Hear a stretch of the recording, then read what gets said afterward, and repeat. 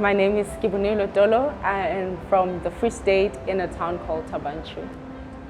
Interestingly, I've always been interested in agriculture as a whole.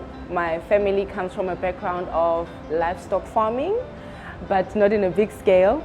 And I've always been interested in agriculture, but I wanted a different side of it.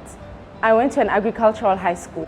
My agri-science teacher gave us the brochures to all these schools that offer agri-science, that have agri-science faculties. And I saw viticulture and oenology, and I asked him, what is viticulture and oenology? And he had to explain everything to me and all that. And I just told myself, Kibo, let's do something new, because I've always wanted to do something new. I'm somebody who likes trying new things. And so I did that. I applied for it, although I did apply for others as well. So at high school, when I applied for all these universities and Stellenbosch accepted my application, I was very excited. And I started here, and we were all introduced to the agri-science faculty of Stellenbosch University.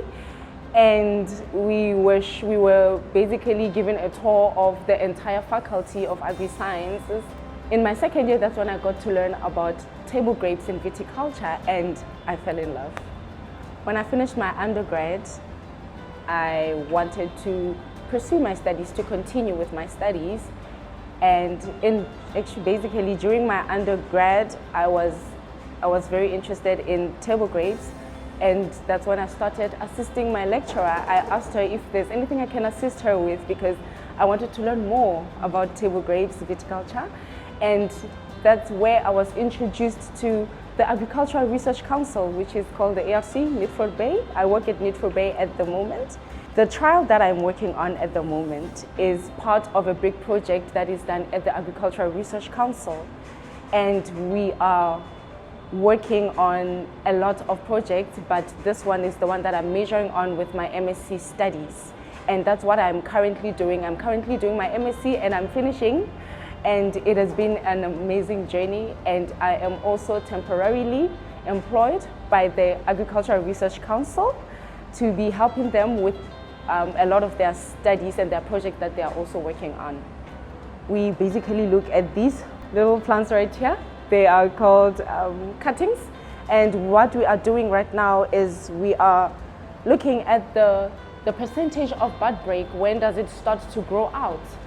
The agri-science industry contributes a lot to the economy of South Africa as a whole. Think about your daily life. You eat how many times a day? The food that you eat is agriculture. That is agriculture. So every person needs it. It's so important, it's so vital that even at times like, for example, if there's a pandemic, the agri-science industry is still going. It cannot be cut off because it is so necessary, it's vital.